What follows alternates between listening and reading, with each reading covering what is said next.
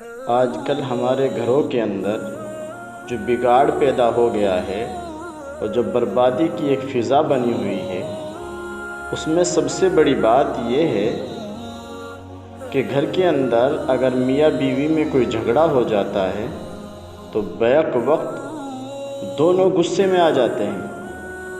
اگر شوہر نے کچھ کہہ دیا تو پلٹ کر بیوی اس کا جواب دینا اپنا حق فریضہ سمجھتی ہے کہ اس کے اوپر فرض ہے کہ وہ اس کا جواب دے۔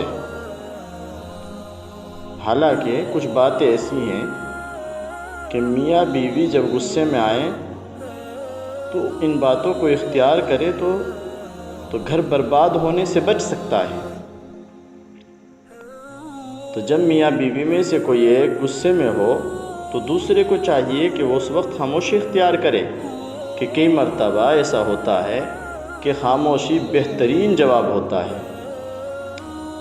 ہمیشہ ڈٹے رہنا اور اڑے رہنا کسی مسئلے پر، یہ مسئلے کا حل نہیں ہوتا۔ خاموش رہنے سے مسئلہ جلدی حل ہو جاتا ہے۔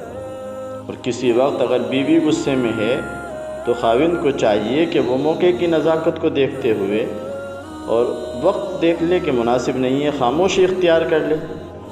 دوسرے وقت میں وہ خود معافی مانگ لے گی یا اس سے خود معافی مانگ لے۔ دونوں کو ایک وقت میں غصے میں آ جانا یہ گھر کی برباد ہونے کی نشانی ہوئی۔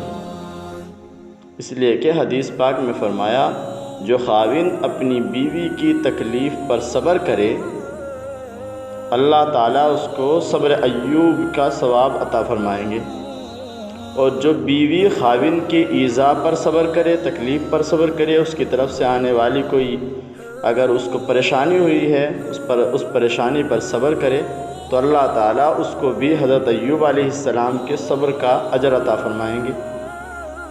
اصل بات یہ ہے کہ یہ جو میاں بیوی کے نا اتفاقی ہوتی ہے یہ منفی اور مثبت سوچ کی وجہ سے ہوتی ہے۔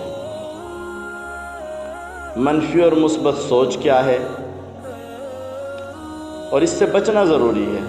اگر انسان کو منفی سوچ ہو جائے تو گھر برباد ہو جاتا ہے، اور منفی سوچ کو چھوڑ کر کے اور مثبت سوچ، اچھی سوچ رکھنی چاہیے، بری سوچ کو چھوڑ دینا چاہیے۔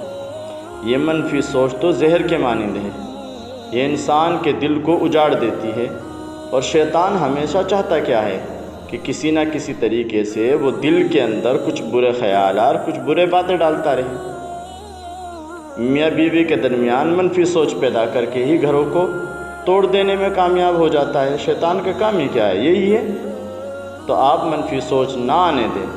جب آپ کے اندر اپنی بیوی کے تعلق سے، اپنے گھر والوں کے تعلق سے یا کسی کے تعلق سے منفی سوچ آئے تو اب یہ نہ سمجھے کہ گھر باقی رہے گا۔ اگر آپ اس پر عمل کریں گے تو گھر برباد ہو جائے گا۔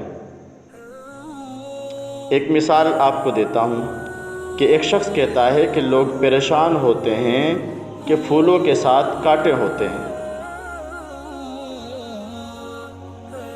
اور ہم یہ سمجھتے ہیں کہ کانٹوں کے ساتھ ہمیشہ پھول ہوا کرتے ہیں۔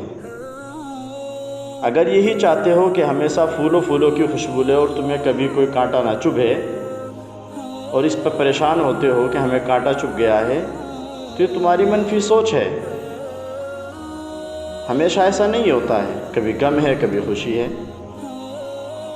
اور جس نے یہ کہا کہ پھولوں کے ساتھ کانٹے ہوتے ہیں، یہ منفی سوچ ہے۔ اور جس نے کہا کہ دیکھو کانٹوں کے ساتھ پھول بھی ہوا کرتے ہیں، یعنی اگر کہیں سے کوئی چبھا بھی ہے تو اس کے ساتھ راحت بھی تو ملتی ہے۔ تو اگر بیوی کی طرف سے تھوڑی بہت اگر ایسی کوئی بات آ بھی گئی ہے